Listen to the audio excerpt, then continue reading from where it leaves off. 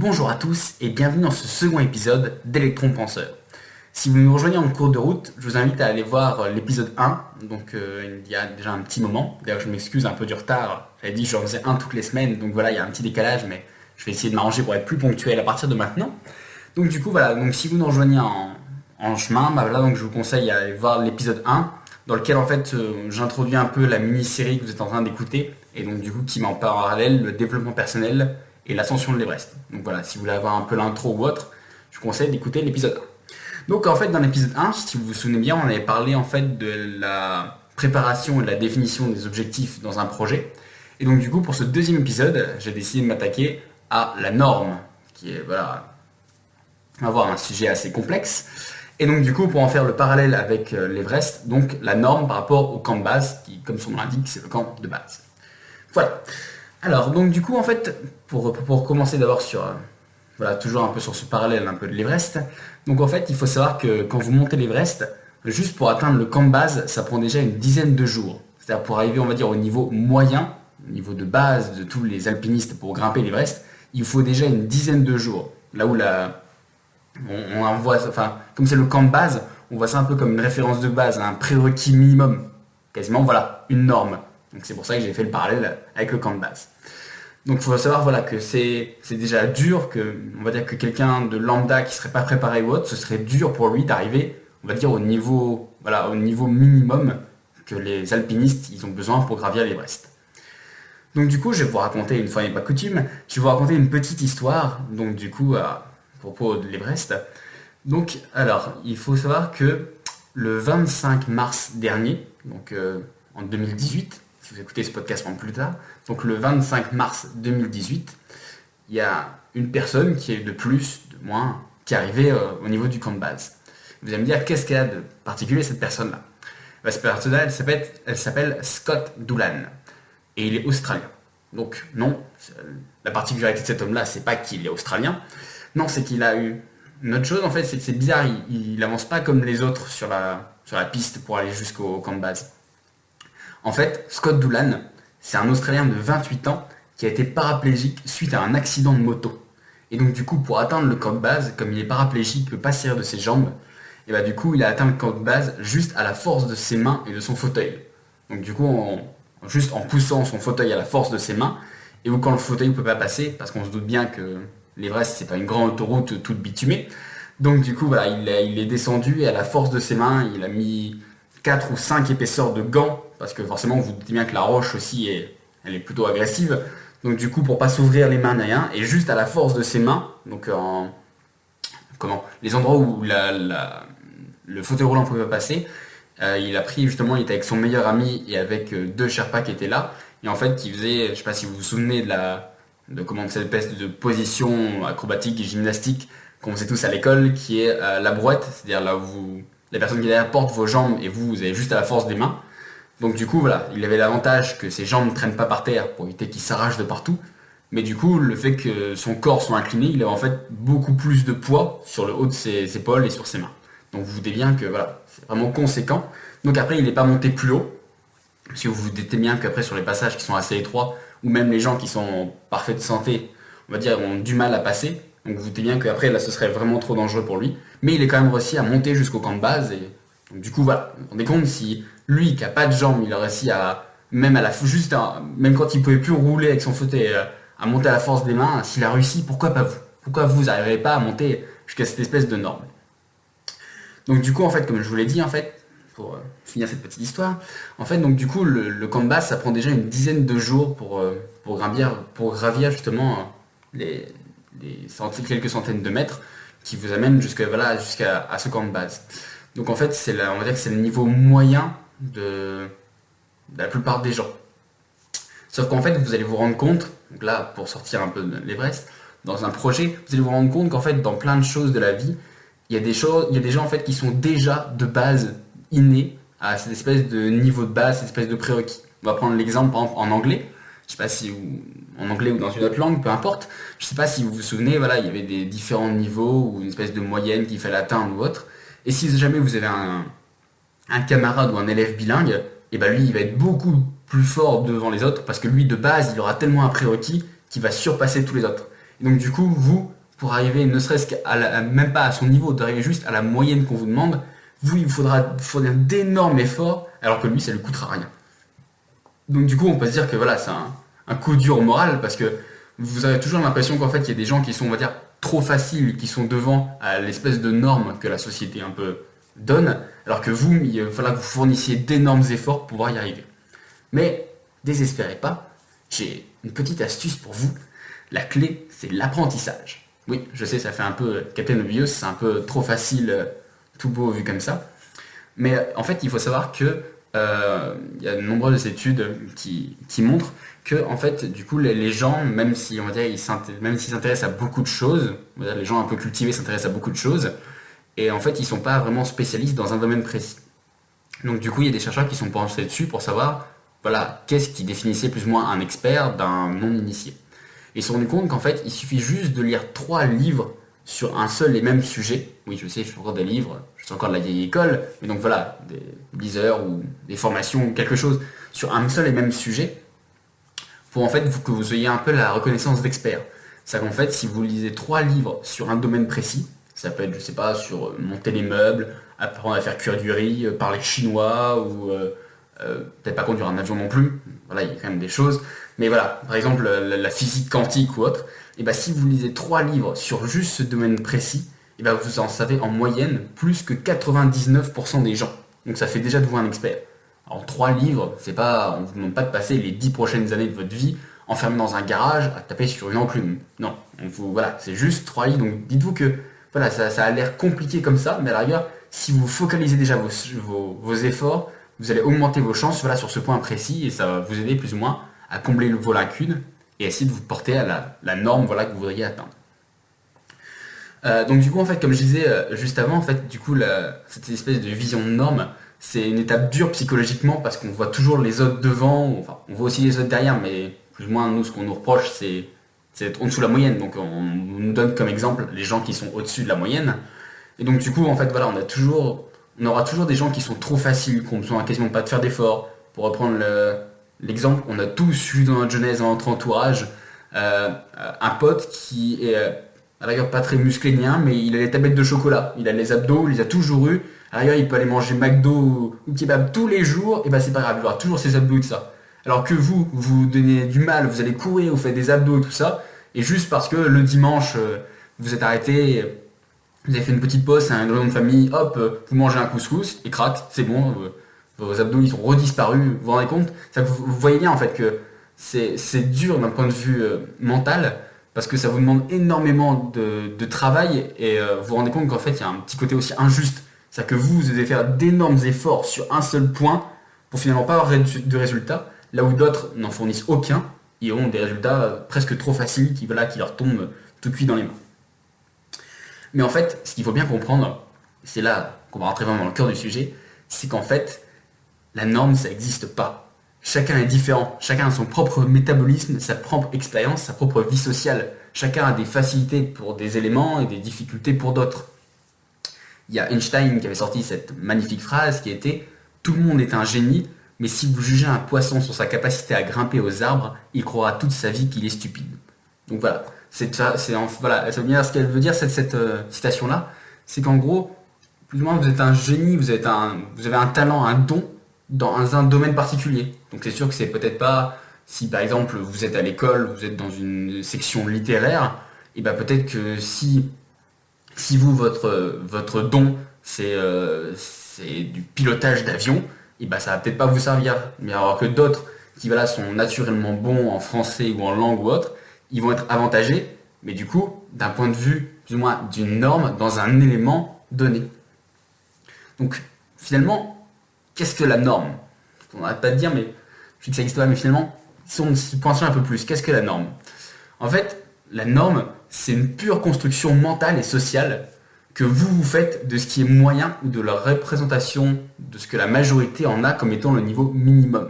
Je sais, c'est un peu complexe, mais en gros, c'est pour dire qu'en fait, c'est juste une construction mentale et sociale. C'est-à-dire que c'est juste une construction que vous faites, ou que la société se fait, comme étant ce qui est le minimum ou la moyenne. Mais en fait, finalement, cette norme, elle n'a pas vraiment de fondement, on va dire, voilà, de métabolisme ou scientifique, ni rien. Elle est uniquement psychologique. Pour prendre un exemple, regardez, si vous prenez un enfant riche et un enfant pauvre, donc imaginons que pour Noël, ils aient tous les deux des cadeaux. Donc l'enfant riche, il va avoir une voiture téléguidée et l'enfant pauvre, il va avoir des crayons de couleur. Pour les deux, c'est le même plaisir dégagé. Et pour les deux, ils considèrent tout à fait ça normal vis-à-vis de leur environnement. Ça, il n'y en a pas, l'enfant riche ne va pas dire ah non mais c'est trop pour moi ou c'est pas assez, et l'enfant pauvre, pareil avec ses crayons de couleur. Sauf qu'en fait, chacun se crée sa norme à partir de son environnement. Parce que son environnement autour, il va lui dire que ben voilà, ce qu'il a eu, ben, c'est la moyenne de ce que plus ou moins les gens, un peu, on va dire, dans leur milieu, puisque là voilà, c'est un peu classé, ils ont le droit. Donc vous voyez en fait finalement la norme, elle dépend surtout en fait de l'environnement. Donc si en fait vous vous sentez inférieur à la norme et que ça vous décourage, ça vous met un petit coup voilà, dans les genoux, et ben en fait il vous suffit juste de changer votre environnement. À la rigueur, on va prendre l'exemple. Si par exemple vous allez dans une salle de sport, que vous n'avez jamais fait de sport de votre vie, et vous allez dans une salle de sport où voilà, il n'y a que des athlètes de haut niveau, il n'y a que des mecs, ils passent plus les portes tellement ils sont larges, c'est que des hulks partout, même les filles c'est pareil. Vous allez vous dire que voilà, surtout si vous y allez, que vous avez un petit...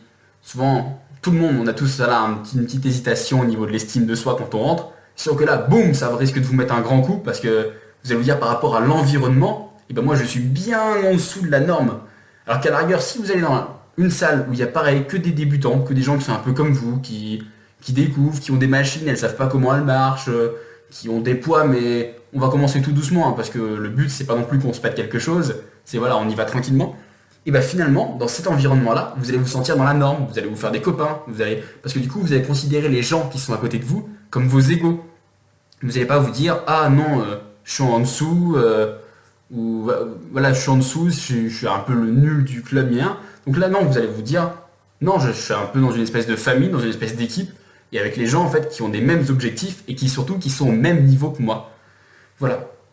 Donc en fait finalement, si on va dire c'est bien beau de dire que la norme c'est une construction mentale, mais bon c'est une construction mentale qui agit pas mal quand même sur l'environnement. Donc du coup, aussi sur nous surtout, donc c'est de dire en gros que si vous vous sentez mal dans votre jugement de votre norme, si forcément vous n'avez pas en passer outre, ce qui est logique, donc du coup en fait voilà, essayez juste de changer votre environnement, de changer on va dire vos partenaires ou vos lieux de travail ou autre, pour justement vous sentir dans un milieu où vous, on va dire si vous faisiez un jugement de votre norme, que vous soyez voilà, dans votre norme que vous aurez construit. De ne pas laisser en fait la société ou les autres vous imposer leurs propres normes. Par contre, attention, vous commencez à me connaître, c'est le deuxième épisode. Par contre, vous savez que j'ai un peu une haine, une phobie profonde pour la facilité et la stagnation. Donc du coup, voilà, que je considère comme on va dire, l'anéantissement total de tout développement personnel. Donc en gros, après, ce qu'il faut, c'est que voilà, je vous dis, si c'est trop dur, essayez de changer pour être dans un milieu où c'est plus facile, où vous vous sentez plus au niveau des gens. Par contre, on ne vous laissez pas stagner dans un milieu plus ou moins où vous sentez que vous êtes bien au-dessus de la moyenne. Par exemple, finalement, quand on regarde bien l'élève bilingue qui était dans notre classe d'anglais, et bah, il s'embêtait parce qu'il avait absolument rien à faire, tout était trop facile pour lui, mais d'ailleurs, il n'aurait pas essayé d'aller chercher, de dire tiens, et bah du coup je vais aller chercher des mots compliqués ou je vais me mettre moi-même des difficultés pour plus ou moins ressentir les mêmes difficultés que mes camarades. Il s'est dit et bah non, c'est pas grave, je suis bien au-dessus et puis finalement moi je suis bien dans mon truc. Et donc du coup en fait le problème c'est que si vous restez dans une espèce de stagnation dans un environnement qui vous considère comme bien au-dessus de la norme, bah finalement en fait ça va tuer votre motivation parce que vous allez vous asseoir sur une espèce de sentiment de contentement. C'est-à-dire que vous allez dire finalement, j'ai pas besoin de faire d'efforts et je suis encore bien au-dessus, tout le monde me vénère un peu, bah finalement, je vois pas pourquoi je fais d'efforts. Et donc du coup, petit à petit, non seulement vous allez baisser, mais en plus, les autres qui travaillent dur derrière, eux vont finir par vous passer au-dessus. Donc toujours pareil, si c'est le cas, si vous trouvez que c'est un peu trop facile, et bah changez l'environnement. Mettez-vous vous-même des difficultés, allez voir des gens qui ont un niveau un peu plus haut pour vous challenger. Voilà. Donc du coup, en fait, ça rejoint aussi donc du coup cette notion d'environnement. Une théorie du coup qu'on développera plus amplement un peu plus tard, mais du coup en fait qui est la théorie des 5 amis, qui dit en fait que vous êtes la moyenne de vos 5 amis les plus proches. Donc du coup, voilà qu'en gros, les 5, on va dire que pour reprendre ce qu'on a dit justement dans cet épisode, qu'en fait les 5 amis les plus proches, ça constitue en fait votre norme Vous n'allez pas vous mettre avec des amis avec qui vous pensez que vous êtes bien au-dessus ou bien en dessous, parce que derrière, vous ne les considérez pas comme des égaux. Le but d'avoir des amis, c'est justement vous considérer d'égal à égal. Donc du coup, c'est ça normalement qui vous pousse. Parce que à la rigueur, si vous êtes dans un groupe où vous vous sentez beaucoup au-dessus ou beaucoup en dessous, et ben je dis pas non plus qu'il faut bannir tout, qu'il faut s'enfermer chez soi, qu'il faut brûler tout lien d'amitié avec ses amis. Je dis juste que, à la rigueur, voilà, pour certains éléments ou autres, essayez peut-être d'aller voir d'autres personnes, de faire connaissance avec d'autres personnes que vous pensez être à peu près du même niveau. Donc du coup, toujours pour essayer de vous challenger sans vous tuer votre motivation, soit parce que c'est trop dur, ou soit parce que c'est trop facile. Conclusion. Oui, je sais, je fais un épisode beaucoup plus court que la première fois. Je vous avais prévenu la première fois, c'était une bonne longue intro. Là, j'ai décidé d'être plus concis. Donc du coup, conclusion, effectivement, la norme, elle n'existe pas. Chacun a sa propre norme, chacun se crée sa propre norme en fonction de ce que lui il pense, et du coup en fonction de l'environnement qu'il choisit, parce qu'on a dit que l'environnement finalement, c'est lui qui a le plus grand impact sur la norme, plus ou moins, qui vous est imposée. Donc du coup, en gros, là, chacun se crée sa propre norme. Vous êtes actuellement à votre propre norme, et la norme suivante, elle est au sommet, elle est là où vous l'aurez décidé. Donc en fait, je le répète encore une fois, le but du développement personnel, c'est pas de devenir parfait, c'est de devenir la meilleure version de soi-même. Donc comme chacun est différent, parler de sens ou de perfection, ça n'a aucun sens. Parce que chacun aura des éléments dans lesquels il aura beaucoup de difficultés et d'autres dans lesquels il aura beaucoup de facilité. Donc du coup, c'est en conjuguant ça qu'on peut essayer de travailler sur ses points faibles et de profiter de ses points forts, soit pour aider les autres, ou soit au contraire justement pour continuer à toujours plus se challenger, toujours plus pour apprendre, pour se développer ou autre. Donc je répète, le but du développement personnel, c'est pas de devenir parfait, c'est juste d'essayer de devenir meilleur. Donc d'essayer de s'améliorer. Donc il n'y a pas de norme, il n'y a pas un moment, il n'y a pas un moment quand vous lisez un livre de développement personnel, une grande ligne rouge en travers du livre marqué c'est bon, maintenant vous êtes au-dessus de la moyenne, jetez le livre, vous en savez assez.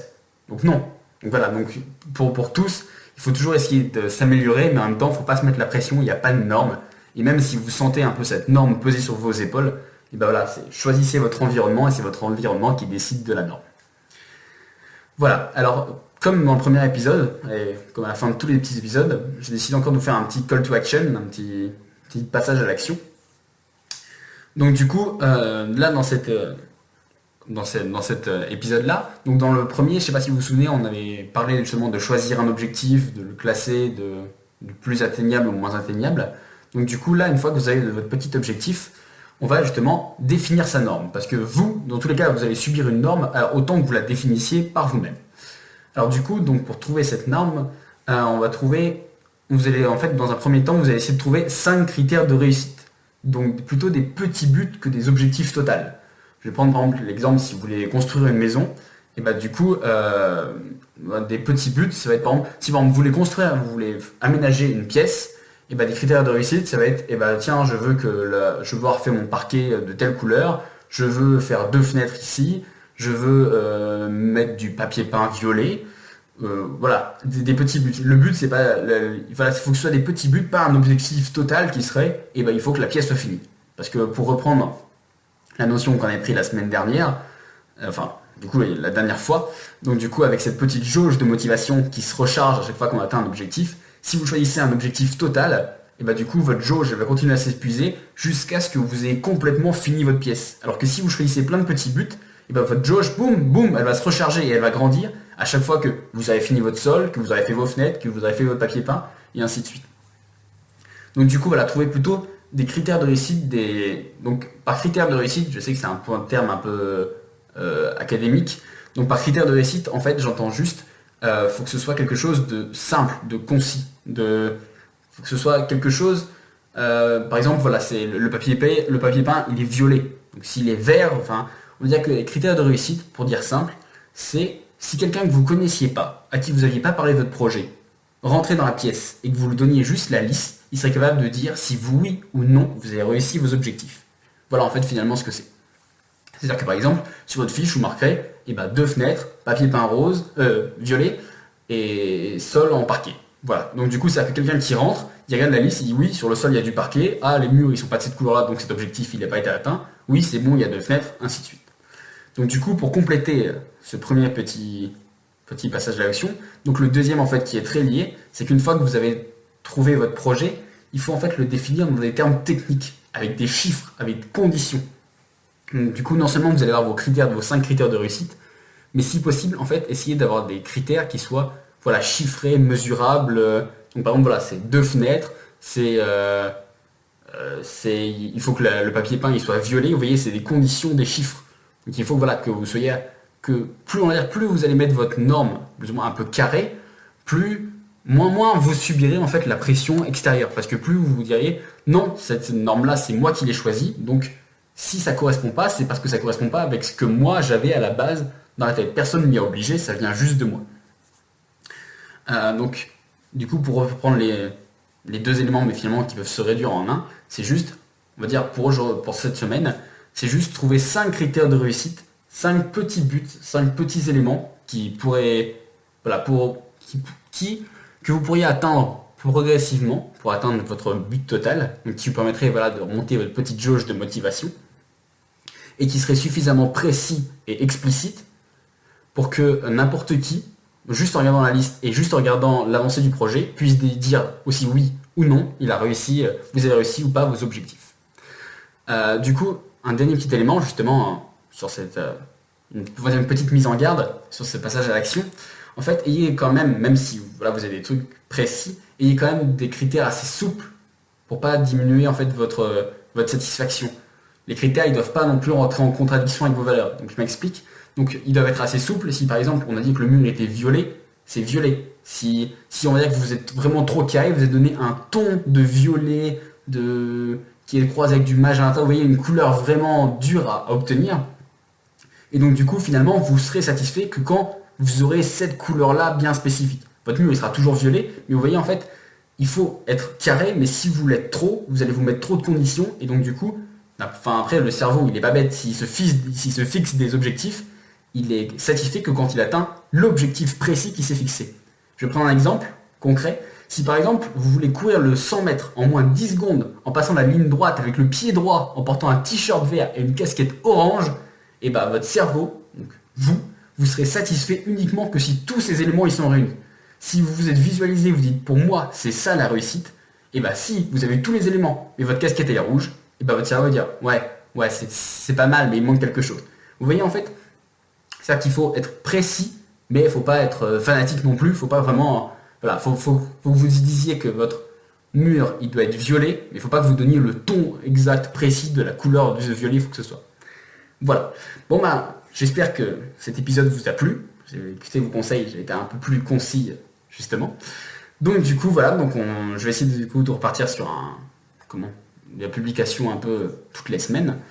Donc du coup, une fois n'est pas coutume, je vous laisse sur une citation, et cette fois-ci pour illustrer au mieux cette condition de norme, j'ai choisi un extrait de la musique d'Orelsan, donc San, de l'album La Fête est finie d'octobre 2017, donc ça fera quasiment un an quand elle va sortir.